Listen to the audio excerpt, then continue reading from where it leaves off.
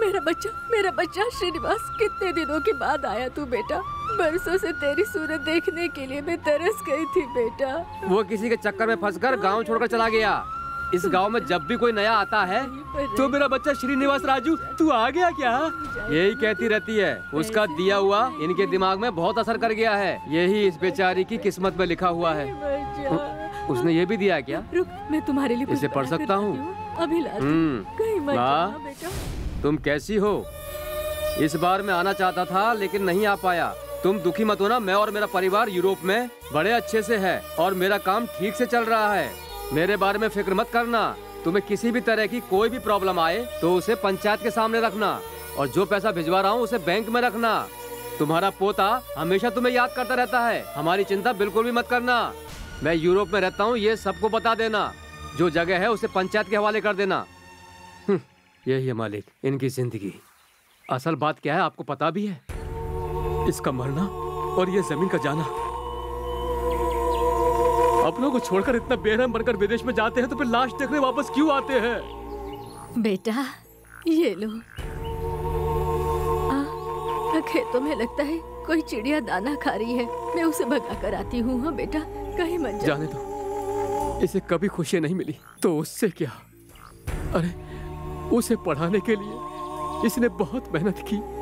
आज उसका फल वो विदेश में बैठकर भोग रहा है और ये यहाँ घुट-घुट के मर रही है।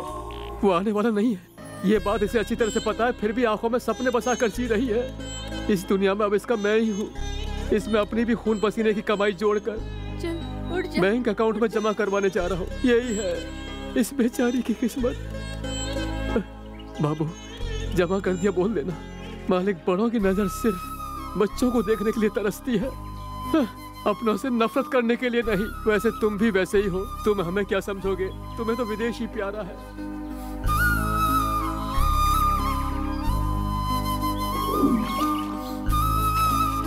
क्या वो औरत भी तुम्हारी नानी माँ के जैसे पागल हो गई है क्या? नहीं, हमने उन्हें पागल बना दिया है। घर में जब मम्मी पापा नहीं रहते थे तो मैं घर में वीडियो गेम खेलते हुए पागलों की तरह अकेला ही रहता था, और कोई दूर हो जाए तो उतना फर्क नहीं पड़ता, लेकिन माँ का आंचल छूट जाए तो जीना मुश्किल होता है। मुझसे मेरी मम्मी पापा दूर हो गए, इसलिए नानी माँ की इज्जत क्या होती है वो तो मैं अब तक कभी जान ही नहीं पाया था। इसीलिए वो पागल हो गई। देख तू अपने आइडिया पे ध्यान दे, प्रॉपर्टी को अपना बना और फॉरेन वापस जा। अपनी नानी माँ को भी ले जाऊंगा।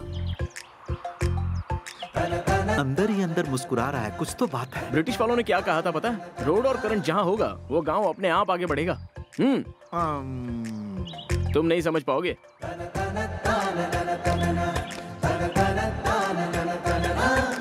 ओह माय गॉड, इस तरह से भी फेसबुक इस्तेमाल कर सकते हैं? क्या कर रहा है सुकू? हाँ, लोकल नेटवर्क के लिए सोशल नेटवर्क इस्तेमाल कर रहा हूँ। लगता है तो कुछ चमत्कार करने वाला है। You're right.